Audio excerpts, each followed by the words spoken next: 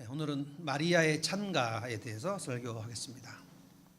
이 본문은 마리아가 예수님을 뱃속에 잉태하고 그리고 세례 요한을 잉태한 지 6개월 된 엘리사벳을 찾아가서 마리아와 엘리사벳 두 산모가 서로 교제하면서 세례 요한의 어머니 엘리사벳이 마리아를 축복하고 마리아가 거기에 답하는, 그런데 마리아가 이제 하나님을 찬송하는 내용입니다.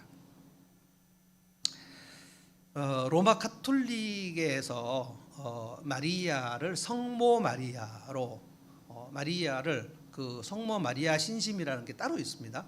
그래서 이 성당에서는 마리아를 굉장히 신격화하고 마리아에게 기도를 하도록, 그 마리아 그러니까 어머니에게 기도를 해서 예수님과 하나님께 이렇게 가도록 그렇게 좀 인도를 하고, 제가 가끔 그 카톨릭 그 방송도 보거든요. 신부님들은 뭐라고 하는지. 근데 마리아 신앙에 대해서 굉장히 강조를 많이 합니다. 저는 이제 마리아를 이 정도까지 우리 인간 이상으로 기도를 받으시는 분에까지 높이는 것은 성경에 어긋난다 생각을 합니다. 좀 잘못됐다고 생각을 하고, 마리아를 성모, 성부, 성자, 성모 이렇게 되면 아구가 딱 맞는 것처럼 보이지만 하나님과 예수님은 하나님 레벨이고 마리아는 인간이죠. 그래서 그렇게 높이는 것은 저는 전적으로 찬성하지 않습니다. 그런데 로마 가톨릭이 왜 이렇게 마리아를 이렇게 높이려고 했는지 이해는 좀 가요. 왜냐하면 이 마리아가 이 정도로 하나님을 찬양을 할 수가 있었을까? 이때 마리아의 나이가 우리로 말하면 중3 정도입니다. 15, 16, 많아야 18이 안 되는 10대 소녀예요. 어디서 마리아가 이런 정도로 깊은 하나님에 대한 이해를 가지고 있었을까? 찬양을 드리는 수준이 그의 믿음의 수준입니다. 그래서 예배의 핵심은 찬양입니다. 설교는 그 찬양을 받으시는 하나님께서 목사 입을 통해서 내가 받은 찬양에 대해서 답을 하는 것이니까, 예배는 예를 갖춰서 절을 한다라는 것이니까 예배가 드리는 것이 핵심이거든요. 그러니까 드리는 것 중에 가장 우리가 기도를 드리고 찬양을 드리고 헌금을 드리고, 그리고 하나님께서 말씀으로 여러분들에게 복을 주시는데 드리는 것이 찬양의 내용이 그의 예배의 본질이고, 찬양이 희미하면 그 예배는 희미한 거고 하나님이 받으시기에 좀 어렵고, 찬양이 깊을수록 하나님이 받으시기에 합당합니다. 초신자들이 예배를 드리기가 왜 어려운가 하면, 예배를 잘 드리려면 하나님이 누구신지를 정확하게 알아야 하나님을 찬양하는 거거든요. 하나님께 영광을 돌릴 때 사람의 제일 되는 목적이 무엇이냐? 웨스트민스터 신앙고백 1조 1항에 보면 사람의 제일 되는 목적이 무엇이냐? 옛날에는 무엇이뇨? 이렇게 물었는데 거기에 답이 뭐냐면 하나님을 영원토록 즐거워하고 그를 영원토록 영화롭게 하는 것입니다. 인간의 살아있는 목적이 하나님을 영화롭게, 하나님께 영광을 돌리는 것이 목적이어서, 하나님을 영광을 돌렸으면 하나님께서는 상을 주시는 거고, 그 인간이 하나님께 영광을 돌리지 않았으면 그는 지옥 가는 겁니다. 예수를 믿는다는 것은 하나님께 영광을 돌리는 가장 중요한 거예요. 왜냐하면 예수님을 하나님이 보내셨고 하나님의 사랑, 그래서 우리가 사도신경을 계속 제가 할 때 하나님이 나를 사랑하신 그 증거는 독생자. 그래서 예수를 믿는다는 것만큼 하나님께 영광을 돌리는 게 없어요. 예수를 믿지 않는 것이 하나님께 영광을 가리우는 것입니다. 그래서 예수 믿지 않으면 지옥 가는 거예요. 그러니까 성도가 예수를 믿은 이후에도 하나님께 어떻게 영광을 돌릴 것인가가 굉장히 중요한데, 말로 영광을 돌리고 삶으로 영광을 돌립니다. 영광은 하나님이 어떠하심을 내가 드러내는 거예요. 산과 바다와 바위는 그들의 존재 자체가 하나님의 영광을 드러냅니다. 산의 존재 자체가 하나님의 작품을 드러내는 거예요. 하나님의 어떠한 아이디어가 있는지를 드러내는 거예요. 근데 사람은 내 말로, 내 삶으로 하나님께 영광을 돌리게 돼 있어요. 그러니까 내가 삶으로 하나님께 영광을 돌리기 전에 내가 말로 하나님께 영광을 돌릴 수 있어야, 말로 하나님께 영광을 돌릴 수 있어야 삶으로 하나님께 영광을 돌릴 수 있어요. 근데 말로 하나님께 영광을 돌리는 것이 찬양입니다. 아주 직접적으로 내가 하나님을 어떻게 알고 있는가, 하나님을 아는 지식에 기반해서 하나님을 찬양할 수 있어요.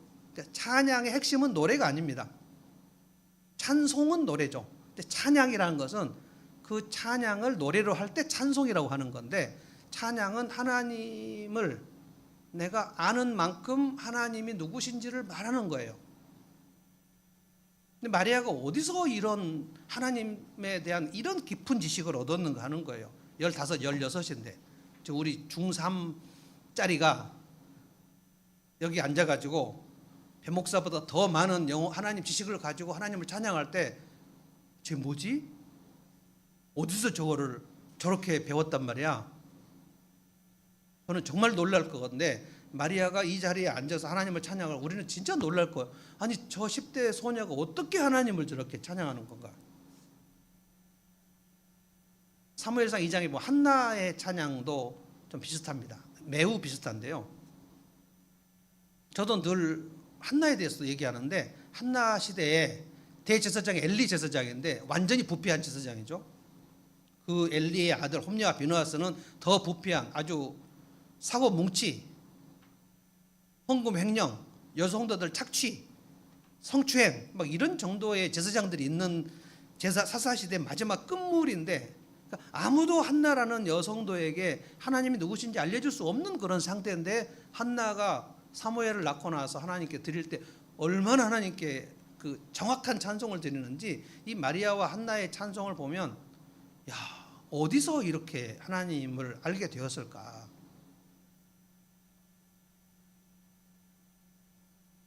우리가 이제 이 마리아의 찬가를 보면서 내 입에서 이 정도의 찬양이 흘러나오도록, 내 찬양의 퀄리티, 이 질을 이 정도로 업그레이드해야 하는구나. 우리는 저를 포함해서 아직 이 정도까지 가지 않아요. 그런데 이게 어떻게 이런 찬양을 드릴 수 있었는가? 내가 오늘 예배를 잘 드리려면 찬양을 드릴 줄 알아야 되거든요. 찬양이 말하자면 맨 바닥이면 아무 생각 없이 이렇게 앉아있다, 그러면 그 예배는 아무것도 아닙니다. 그렇기 때문에 제일 먼저 이런 찬양을 드리려면 하나님이 하신 일이 눈에 보여야 돼요. 그래서 오늘 처음에 우리 찬양할 때 내 눈 주의 영광을 보내 할 때 주님의 영광이 보여야 돼요. 눈이 열려야 됩니다. 그리고 눈이 열린 다음에 귀가 열려요. 그래서 입이 열립니다. 그러니까 맨 처음에 찬양을 잘하기 어려운 거는 눈이 열려있지 않기 때문에 그래요. 마리아는 어떻게 이게 하나님이 행하신 일이 그렇게 눈이 확 열렸는가 하는 거예요. 이 영적인 안목이 너무 많이 열려버렸어요.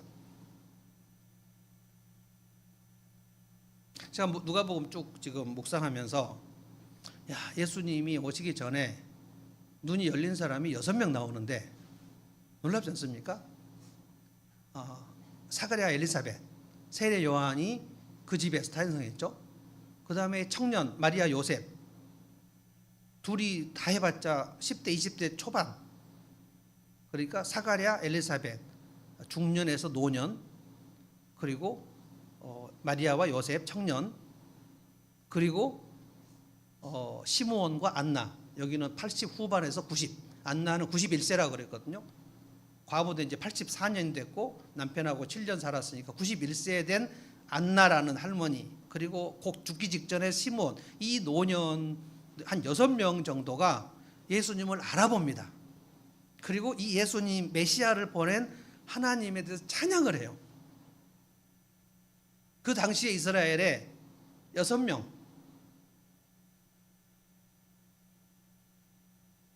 성령의 인도함을 받았다. 성령의 인도함을 받았다.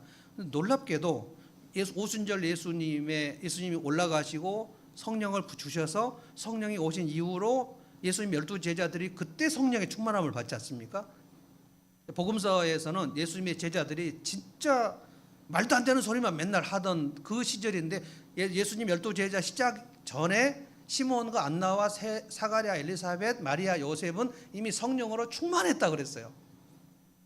놀라운 일입니다. 그래서 찬양이 제대로 드려지려고 하면 성령께서 역사를 해서 눈이 열려야 돼요. 눈이 열리면 귀가 열리고 입이 열려요. 자, 한번 따라서 해보실래요? 눈이 열리고 귀가 열려야 입이 열린다. 그 입이 열려야 찬양을 할 수 있어요.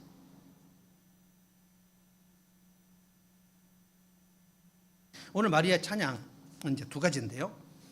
눈이 열려서 뭘 보냐면 하나님이 나를 보살피셨다. 보살피셨다. 하나님 나를 보살피셨구나. 하나님이 나를 어떻게 보살피셨는가를 찬양하는 거예요. 그리고 또 하나는 보살피신 정도가 아니고 하나님이 나를 높이셨다 그래요. 어느 정도 높였냐면 예수님의 잉태를 하는 태로, 예수님을 보내시는 통로로 써버린 거예요.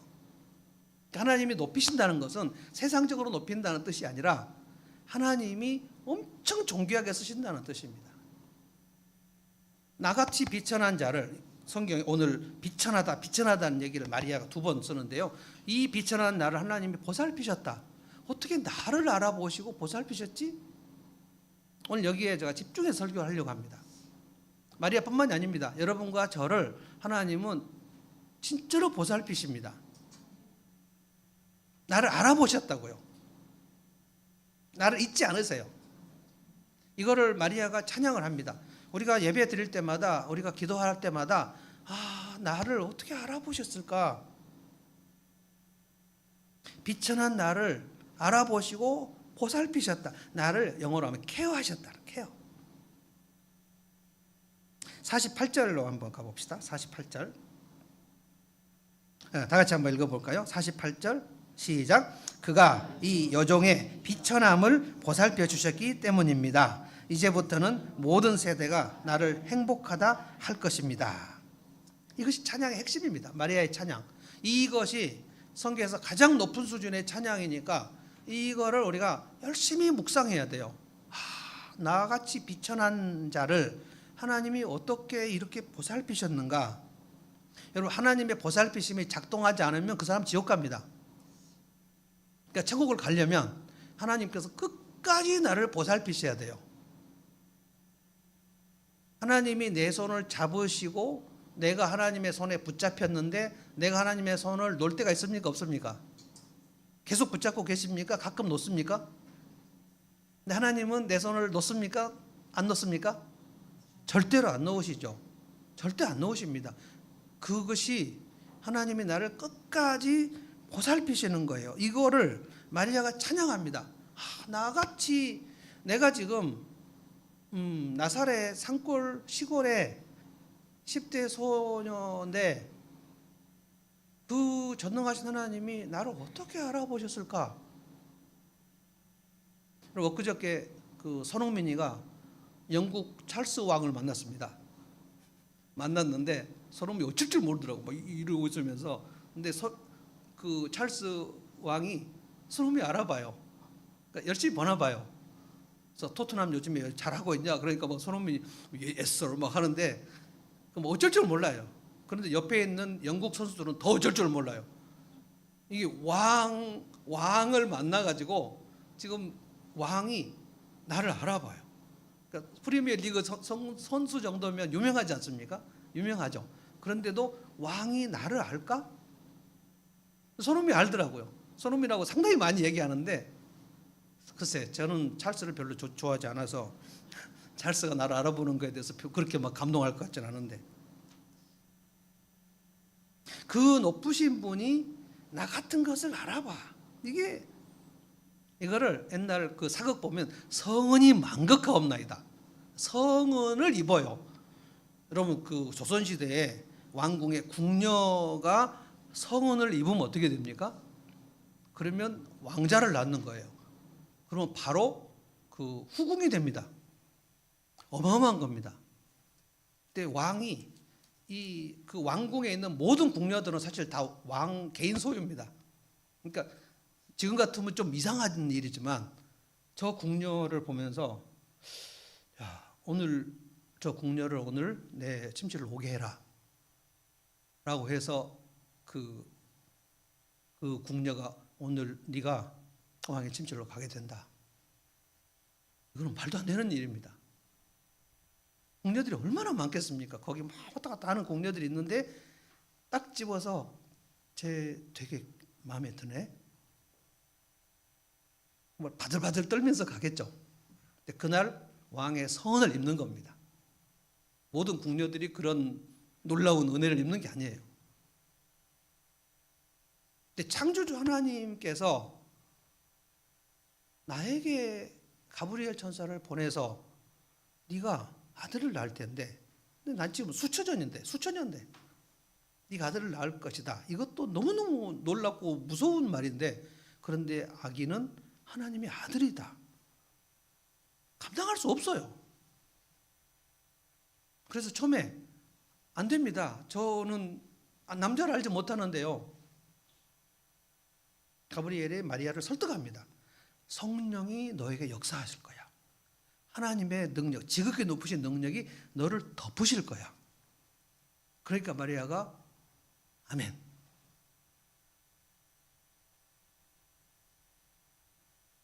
사가랴, 제가 전에 얘기했죠. 사가랴하고 마리아하고 누가 믿음이 좀 셉니까? 마리아가 훨씬 세죠.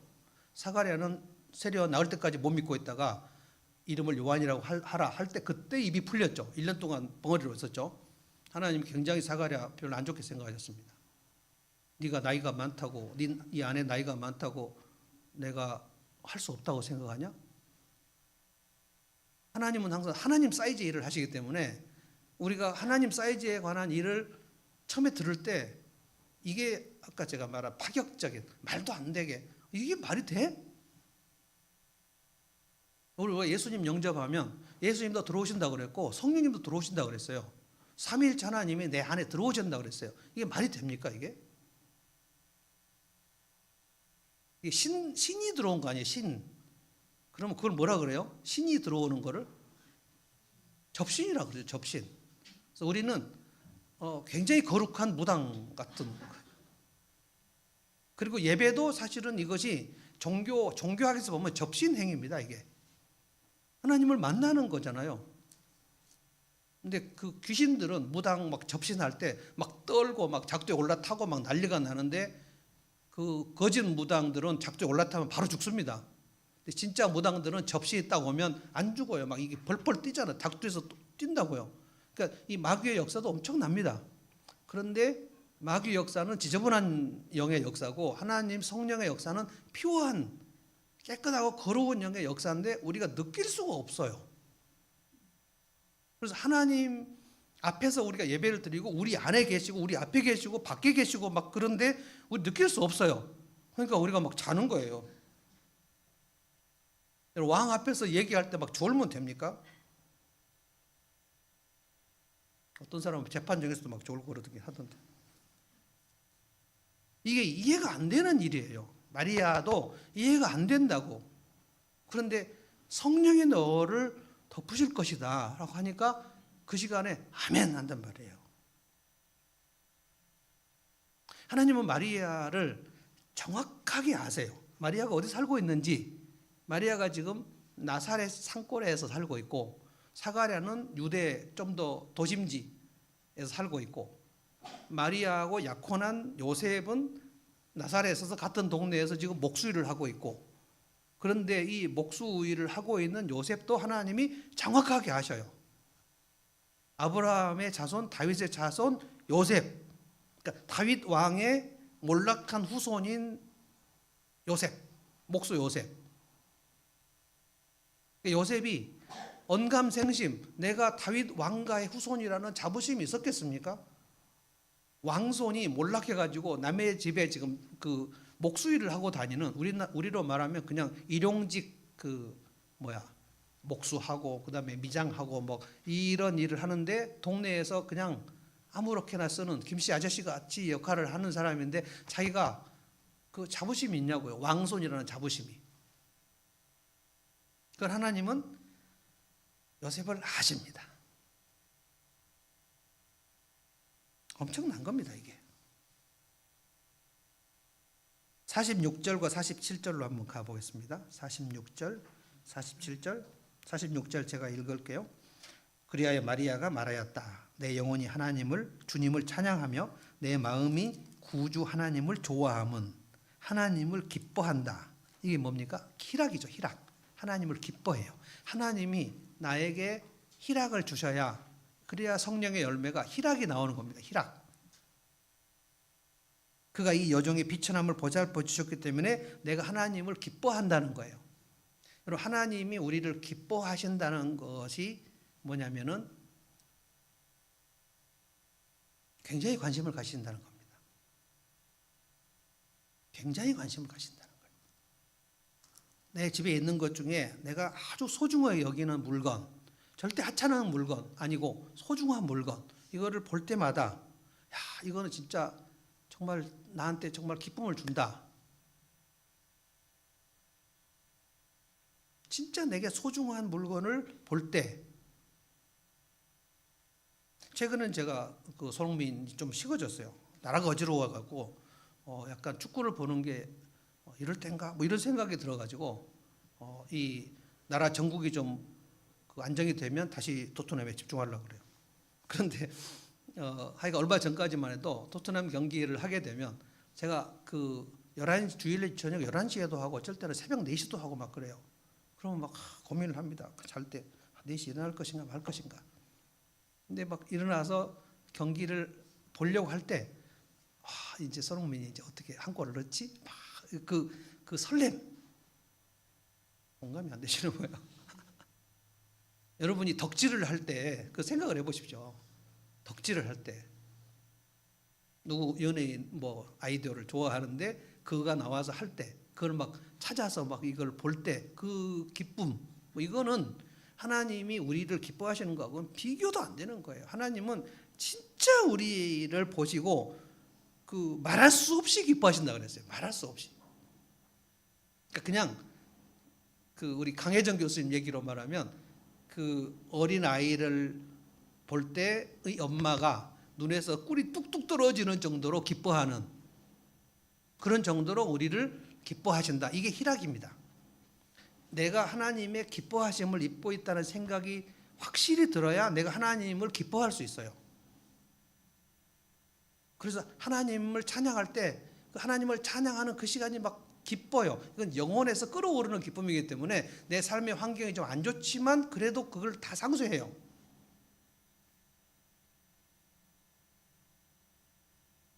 나를 어떻게 알고 내게 천사를 보내셨지? 내가 하나님의 아들의 태가 된다고? 이게 막 너무 놀라운 거예요. 근데 여러분이 하나님이 나를 아시고 나를 돌보시고 나를 보살펴셨구나, 이것을 찬양할 때 하나님이 진짜 네가 이제 내가 너한테 한 일을 이제는 나한테 말하면서 영광을 돌리는구나. 길에 쓰러져 갖고 강도 만난 이웃을 지나치지 않고 사마리아 사람이 가서 싸매주고 주막에 데려가서 자기 비용을 들어서 고쳐주고, 혹시 비용이 더 들면 내가 다시 돌아올 때 내가 갚아주겠다고 얘기할 때 이 강도 만난 사람하고 사마리아 사람하고 전혀 모르는 사람입니다. 그래서 예수님이 이 강도 만난 자에게 누가 이웃이 되겠느냐 할 때 자비를 베푼 사람입니다. 그 사마리아 사람, 그분이 예수님이시죠. 예수님이 강도 만나 쓰러진 우리를 찾아오신 거죠.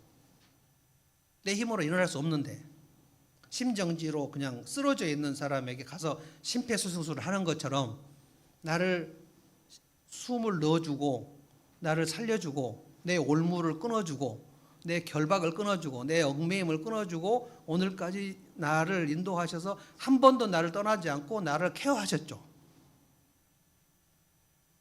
이 비천한 나를 하나님이 케어하셨다. 눈이 열려야 돼요.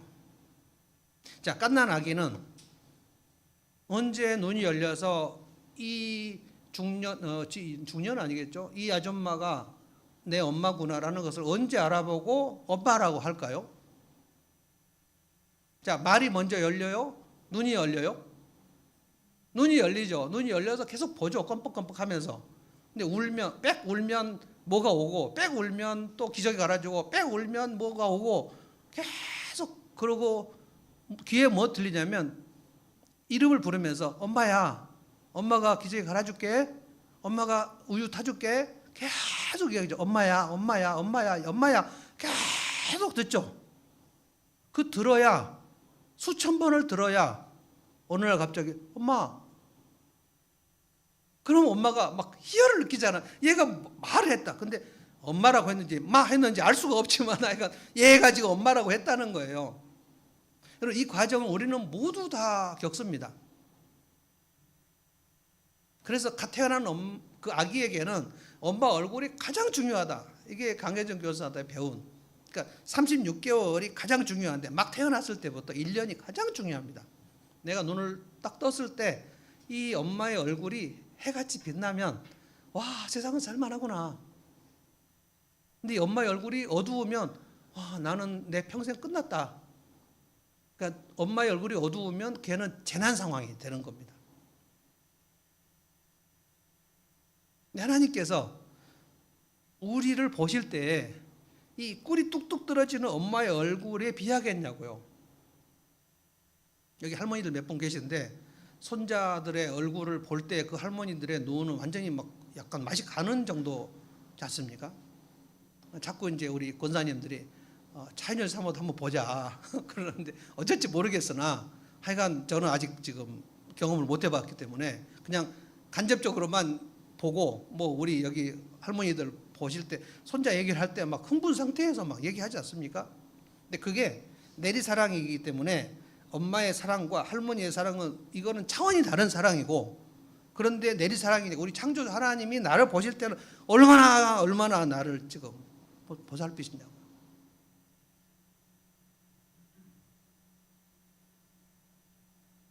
이거를 묵상해야 돼요. 묵상. 그냥 가만히 있으면 하나님에 대한 지식이 막 생기는 게 아닙니다. 성경을 읽고 또 묵상을 해야 돼요. 나를 보살피셨다고, 마리아를 그렇게 보살피셨다고, 이 비천한 나를 보살피신 하나님을 마리아가 찬양했다고. 마리아 눈이 열렸구나. 눈이 열리고 귀가 열려야 입이 열려요. 49절 봅니다. 힘센 분이, 이게 전능하신 분을 얘기하는 거예요. 힘센 분이 나에게 큰 일을 하셨습니다. 그 이름은 거룩하고 그의 자비하심은 그를 두려워하는 사람이 있을 것입니다. 큰 일을 어떻게 하나님께서 나를 아실까? 내 이름을 아시는구나. 여러분, 삭개오 기억하시죠? 삭개오가 그 아주 탐욕이 가장 많아가지고 그 여리고에 있는 모든 가난한 사람들 집을 다 착취해가지고 자기 집 부자로 만들어가지고 삭개오는 집은 악명 높은 죄인의 집이었습니다. 그런데 삭개오가 예수님 만나고 싶어가지고 예수님 혹시 나를 만나 주실까? 혹시 나를 너는 악인이다라서 안 만나 주실까? 그래서 만나려고 했는데 키가 작아가지고 사람들 틈에서 못하니까 뽕나무 위로 올라갔잖아요. 그때 예수님이 삭개오야 이름을 불러줬잖아요. 거기서 그냥 끝나는 겁니다. 나를 아시는구나. 여러분, 여러분의 이름을 지금 창조주 하나님이 아신다? 모르신다?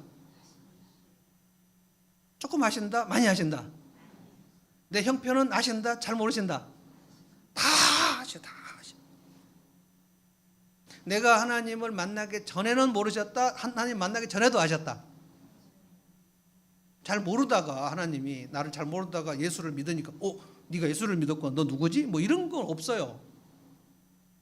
우리 예수님 만나기 전에도 하나님은 다 하셨고, 내가 인격적으로 하나님을 만난 거는 대학생 때인데 20살 이후인데, 내가 고등학생 때, 중학생 때, 초등학생 때, 그때 너무나 배고팠을 때, 혼자 있었을 때, 쓸쓸했을 때,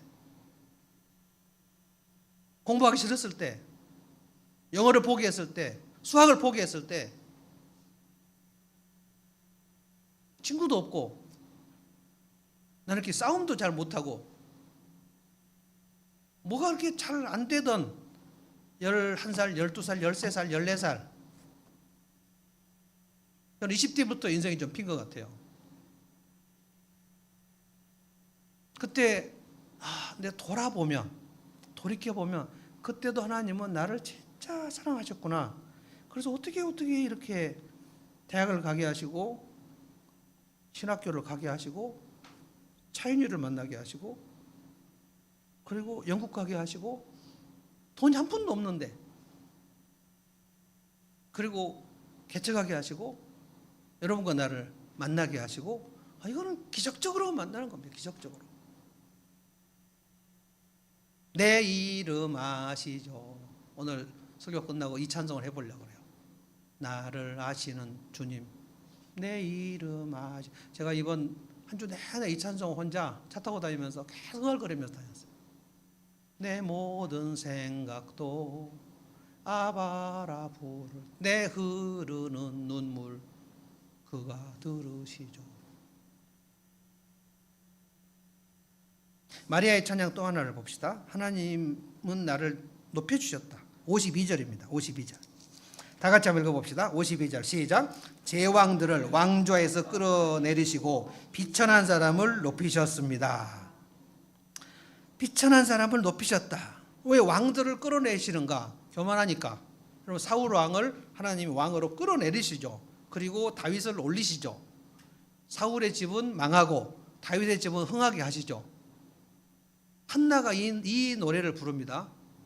엘리의 집은 망하고 한나의 집은 흥합니다. 왜 하나님은 낮추시는가? 교만하니까. 왜 하나님은 높이시는가? 겸손하니까. 그러니까 마리아가 그때 살고 있던 이스라엘 여자 중에서 결혼하지 않은 처녀 중에서 가장 겸손했나 봐요. 정말 엄청난 겁니다. 어떻게 나에게 독생자의 태를 삼아 주셨을까? 이게 한나가 지금 마리아가 다 이해가 되는 게 아닙니다. 나는 동정녀인데 수천년대 내게 아들이죠. 그게 아들이 잉태가 된다. 다 이해할 수 없어요. 하나님 하시는 일을 다 이해할 수 없습니다. 하나님이 하시는 일이 이해가 안 됩니다. 그러면 하나님은 너무 많이 들어본 얘기예요. 너무 생소하지 않아요. 수천 년 동안 하나님의 백성들에게 들어온 얘기예요. 하나님 왜 이해가 안 되는데요? 왜 이렇게 하십니까? 그거 내가 다 들었는데 내가 하는 일을 네가 다 이해를 해야 되냐? 하나님이 하신 일을 우리가 다 이해해야 따라갈 수 있습니까? 다 이해할 수 없어요. 그러니까 겸손한 자는 높이시고 교만한 자는 낮추신다. 다 같이 한번 시작. 겸손한 자는 높이시고 교만한 자는 낮추신다. 이거예요. 가브리엘 떠난 다음에 엘리사벳하고 마리아하고 둘이 앉아갖고 거의 지금 찬양으로서 태교를 하는 상황입니다. 엘리사벳은 6개월 됐어요. 근데 지금 마리아는 눈으로 볼 때는 아무것도 없어요. 근데 마리아가 가브리엘 얘기 듣고 나서 믿음으로 엘리사벳을 찾아갑니다. 나사렛에서 예루살렘까지 왔죠. 그래서 딱 들어갔는데 엘리사벳이 뭐라고 했죠? 내 주님의 어머니가 오신다. 엘리사벳이 어떻게 마리아에게 예수님이 잉태됐다는 사실을 어떻게 알아요? 지금 놀라운 상황입니다. 내 주님의 어머니가 오신다. 그런데 마리아가 들어올 때 엘리사벳이 뭐라고 했어요? 내 태중에 있는 아기가 뛰놀았다 그랬어요. 발로 차고 막 난리가 난 거예요. 그러니까 마리아 속에 있는 잉태된 예수님을 세례 요한이 알아보는 거예요. 지금 놀랍지 않습니까? 얼마나 발로 찼는지. 배대현이가 정말 발로 많이 찼거든요. 뱃속에서 뭐 여기로 나오고 저기로 나오고 막. 그래서 엘리사벳이 마리아에게 막 여자 중에 당신은 복되다. 내 주님의 어머니를 내가 만났다라고 막 얘기하니까 마리아가 답송으로 한 게 지금 이 찬양이에요. 찬양. 겸손은 뭐냐면은 겸손한 척하고 막 그런 게 겸손이 아니고요. 그냥 정확히 아셔야 돼요. 겸손은 나를 의지하지 않고 하나님을 의지하는 겁니다.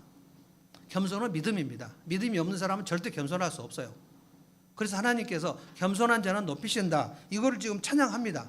여러분 생김새가 좀 겸손하게 보이는 얼굴 모습이 있기는 합니다. 그리고 선천적으로 겸손하게 생긴 사람은 그 중심이 겸손할까요? 겸손은 믿음이 커야지 할 수 있기 때문에 선천적으로 겸손하게 생겼다 그래서 그 사람의 중심이 겸손하다고 할 수 없습니다. 그리고 선천적으로 좀 온유하게 생기신 분이 있습니까 없습니까? 온유하게 생긴 사람은 일단 이 눈썹이 약간 이렇게 생겼어요. 이렇게 이 초승달 모양으로 생겼고 이렇게 동그랗게 생겼어요. 저는 좀 직각으로 생겼죠. 그래서 누구든지 저를 볼 때 배 목사는 참 겸손하게 생겼어요. 이런 말을 좀 못 들어요. 검사를 하면 좋겠다 뭐 이런 얘기를 들었고, 전 진짜 그 40대 때 경찰 하시는 집사님이 지금 누군지 다 아실 거예요. 경찰하는 집사님이 그 교역자들하고 식사를 하는데 소고기를 사주면서 뜬금없이 그런 배 목사님은 검사하시면 참 좋을 뻔했습니다. 그래. 그랬더니 그렇게 생겼다는 거예요. 저는 한 번도 뭐 온유하게 생겼다 이런 얘기를 들어본 적이 없어요. 좀 차갑게 생겼다 그러고 좀 까다롭게 생겼다 그러고 저는 되게 불리합니다. 그러나 온유라는 성령의 열매는 선천적으로 온유라는 열매를 맺으면서 막 태어나는 사람이 있나요? 하나님께서 사무엘에게 뭐라고 하셨죠? 사람은 외모를 보거니와 나 여호와는 중심을 본다. 그 중심이 온유한가, 그 중심이 겸손한가, 그건 하나님이 보시죠. 그거는 믿음입니다. 믿음. 마리아가 진짜 겸손했다는 거예요. 저는 아까 6명 얘기했죠. 6명. 사가랴, 엘리사벳 부부, 그리고 마리아와 요셉 청년들, 그리고 아주 정말 나이가 많아서 곧 이제 돌아가기 직전에 있었던 시므온과 안나, 이 사람들이 가장 겸손했습니다. 그러니까 예수님 알아봐요. 그리고 찬양을 해요. 눈이 열리고 귀가 열리고 입이 열리고. 그리고 동방박사들, 몇 명인지는 알 수 없지만 동방박사들 진짜 겸손한 사람들입니다. 그 사람들은 이방인이고 하나님 백성이 아니에요. 그런데 그 4개월 동안 낙타 타고 와서 그 왕벼 메시아 별을 보려고 찾아와서 경비하지 않았습니까? 아마 5, 60대 후반에 있는 박사들, 천문학자들, 그들이 와서 예수님을 알아봤잖아요. 이런 사람들이 겸손한 사람들이에요. 한나가 이 찬양을 비슷하게 하는데 여호와는 죽이시기도 하시고 살리시기도 하시고 높이기도 하시고 낮추기도 하시고 가난하게 하기도 하시고 부하게도 하시고. 근데 왜 이 찬송을 했냐면 한나가 사무엘을 낳고 하나님 앞에 그 어린 사무엘을 성전에 드리고, 이건 나실인이에요. 하나님께 드리고 그리고 찬양한 겁니다. 사무엘상 2장에. 왜 이 기도를 이렇게 해야 되냐면 그 엘가나라는 한나의 남편에게 두 부인이 있었다 그랬어요. 그 당시에는 그렇게 이상한 것은 아니었습니다. 근데 이 첫째 부인 한나가 아들을 못 낳아요. 근데 분인나는 아들 하나 낳았어요. 그래서 이 분인나가 한나하고 라이벌이지 않습니까? 근데 얼마나 그 비웃고 조롱을 했는지 몰라요. 아기도 못 낳는 주제에. 그래서 마음이 막 원통하고, 그러니까 지금으로 말하면 약간 우울증 같은 거예요. 한나가 너무 괴로워가지고 하나님 앞에 기도를 했는데 이게 이불 속에서 우울증이 아니고 하나님을 찾아가는 우울증. 여러분이 로이드 존스의 영적 침체라는 책을 보면 영적 우울증, 스피리추얼 디프레션이라 나오거든요. 영적 우울증은 하나님 앞에 가서 원통함을 토로하는 우울증입니다. 기도를 하나님 앞에 가서 하는 사람은 이불 속의 우울증하고 좀 다릅니다. 영적 우울증하고 임상적 우울증은 달라요. 한나는 진짜 우울하고 원통하고 가슴이 답답했는데 하나님 앞에 가서 이 기도를 합니다. 하나님, 겸손한 자는 높이시고 교만한 자는 낮추신다고 했는데 하나님, 제가 전적으로 하나님을 의지하고 기도합니다. 아들 하나 주시면 하나님 앞에 바치겠습니다. 여러분, 이게 저희 어렸을 적에 막 대유행이어가지고 아들 낳으면 바친다 그러고 저를 목사로 그냥 서원해 버렸잖아요. 전 사무엘도 아닌데 나는 왜 목사로, 너는 목사들럽니다. 막 그러고 막 5살인데 신방시키고 아버지가 막 손님들 오시고 목사님들 오셔서 식사하면 막 영지 기도해라. 5살인데 막 대피기도 하고 막. 한나가 기도를 하고 난 다음에 오랫동안 후에 하나님의 기도가 응답될 것이다 라고 오랜 후에 믿었습니까? 기도하고 믿었습니까? 기도하고 오랫동안 기도했어요. 엘리 제사장이 한나를 보고 얘 술 취한 거 아닌가? 한나여 술을 좀 끊으라 이런 쓸데없는 소리 하고, 근데 한나가 기도를 딱 끝내고 믿고 내려갔어요. 그 얼굴에 수색이 없었다. 어마어마한 믿음입니다. 그리고 아들 딱 낳습니다. 그래서 뭐라고 이름을 지었죠? 사무엘. 하나님이 내 기도 들으셨다. 여러분 신앙생활 할 때는 이 간증이 엄청 있어야 돼요. 하나님 내 기도 들으셔서 이 기도 응답이 이거였어 라는 게 구체적으로 있어야 돼요. 이게 없으면 신앙생활 진짜 재미없습니다. 저 사람 기도는 들어주신다고 하는데 내 기도는 왜, 나는 무슨 이부자식인가?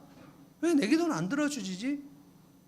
기도를 잘 하셔야 돼요. 하나님을 정확하게 모르면 미신적 기도를 하게 돼요. 하나님이 약속하지 않은 것을 약속한 것처럼, 하나님 40일 기도할 테니까 내 아들 서울대 붙여주십시오. 여러분 40일 기도하면 서울대 붙여준다는 약속이 있습니까? 실제로 그렇게 기도했다가 안 들어줬다고 교회 떠나버리신 분도 있고. 교만한 자는 낮추시고 겸손한 자는 높이신다. 죽이시기도 하시고 살리시기도 하신다. 가난하게도 하시고 부하게도 하신다. 이 기도를 한나가 사무엘을 바친 시간에, 사무엘상 2장 하나님 바치고 나서 기도합니다. 그리고 한나에게 3남 2녀가 더 나옵니다. 그러니까 분인 낳은 아들 하나 낳고 한나를 막 조롱했는데 하나님이 한나의 태를 완전히 열어버려요. 사무엘 장남 낳고 3남 2녀를 더 낳아요. 그래서 총 몇 명이에요 자녀가? 6명입니다. 6명. 4남 2녀 됐어요. 근데 그 아기를 낳을 때마다 분인다를 보면서 교만한 자는 낮추시고 겸손한 자는 높이시고, 또 아기 임신할 때마다 교만한 자는 낮추시고. 한나가 이게 뭐지 이게? 나는 아기 하나로 끝났는데 쟤는 왜 이렇게 많이 난 거지? 이거를 다윗이 뭐라고 그랬습니까? 주께서 내 원수의 목전에서 내게 상을 베푸시고 기름으로 내 머리에 바르셨으니 내 잔이 넘치나이다. 한나가 만약에 오랫동안 살았다면 사무엘이 그 전 이스라엘의 지도자가 되는 것을 보면서 하나님의 쓰임을 받고 하나님 사무엘을 높이시는 것을 보고 얼마나 그래 내 아들을 하나님께서 저렇게 쓰시는구나. 부모의 최고의 기쁨은, 그 신앙에 있는 부모의 최고의 기쁨은 그 자식이 하나님의 쓰임을 받는 거거든요. 어마어마한 기쁜 겁니다. 그러면 여러분 마리아가 예수님 공생애 때, 마리아가 예수님 30세에 공생애 시작하실 때 적어도 그러니까 40 후반이나 50쯤 되지 않았겠습니까? 만약에 20살에 낳았다 해도 예수님 30이면 마리아가 50이죠. 근데 그때 있었잖아요. 예수님 돌아가실 때도 있었잖아요. 3년 동안 예수님이 하나님의 아들로서 막 기적을 행하고 사람들을 고치고 설교를 하고 그 권세에 대해 사람들이 막 놀라고 귀신들이 떠나가고, 그럴 때 마리아가 어떤 생각을 했습니까? 진짜 하나님이 내 태를 사용해서 이런 엄청난 일을 하시는구나. 계속 이 찬양을 부르지 않았을까? 겸손한 자는 하나님을 높이신다. 하나님이 그렇게 존귀하게 쓰시는구나. 제가 오늘 이 말씀을 묵상을 하면서 여러분에게 이 말씀을 드리고 싶은 게 뭐냐면, 여러분 찬양의 질을, 내가 예배드릴 때 찬양의 퀄리티를 최상으로 높이시려면 하나님을 명확하게 아셔야 돼요. 하나님을 잘 모르면 찬양을 제대로 할 수가 없습니다. 하나님을 제대로 모르면 찬양도 못하고 그의 간구도 엉뚱하게 돼버립니다. 하나님이 어떤 것을 약속하셨는지를 알아야, 하나님의 권능과 하나님의 성품을 제대로 알아야 찬양이 올라가고, 찬양이 제대로 올라갈 때 간구가 올라갑니다.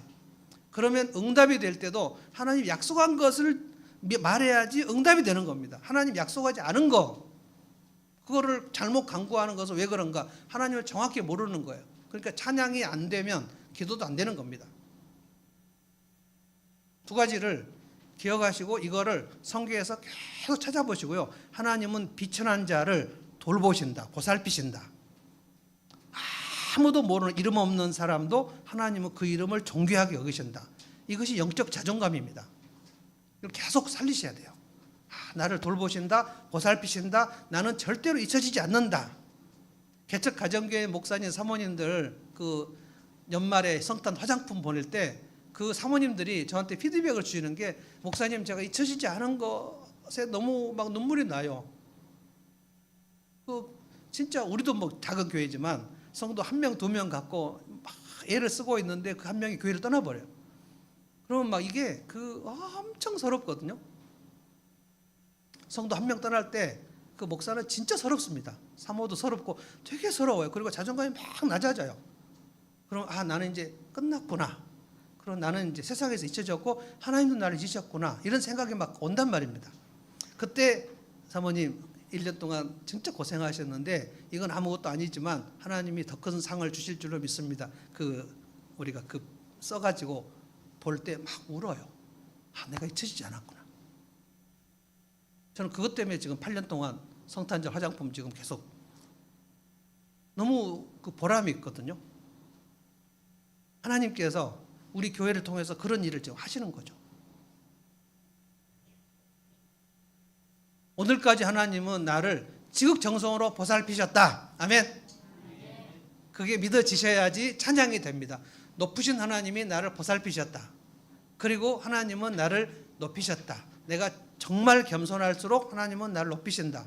나와 내 자녀와 내 자손들을 높이셔서 하나님의 일꾼으로 쓰실 것이다. 아멘. 왜냐하면 지금 영적으로 되게 혼탁하기 때문에 너무 혼탁합니다. 영적으로 굉장히 혼탁하고 앞으로는 더 혼탁해질 거예요. 그럴 때 여러분과 저의 자녀와 자손들이 꼿꼿이 세례 요한처럼 사무엘처럼 그렇게 서서 하나님의 쓰임을 받는 것을 우리가 볼 때 우리의 중년과 노년이 얼마나 뿌듯하겠습니까? 그걸 기도하시는 거예요. 하나님, 제 인생도 물론 중요하지만 제 자녀와 제 자손들이 하나님의 쓰임을 받아 하나님이 꼭 높여주십시오. 제가 겸손할 테니 하나님 제 자손들을 높여주십시오. 세상에서 유명한 그것도 중요하겠지만 하나님 나라에서 유명한 사람 되게 해주십시오. 그렇게 막 하나님을 의지하고 나가면 하나님께서 이 두 가지 마리아의 찬가를 받으신 하나님께서 우리의 찬양과 간구도 받으실 줄로 믿습니다. 우리 찬송하십시다. 나를 지으신 주님, 이 찬송.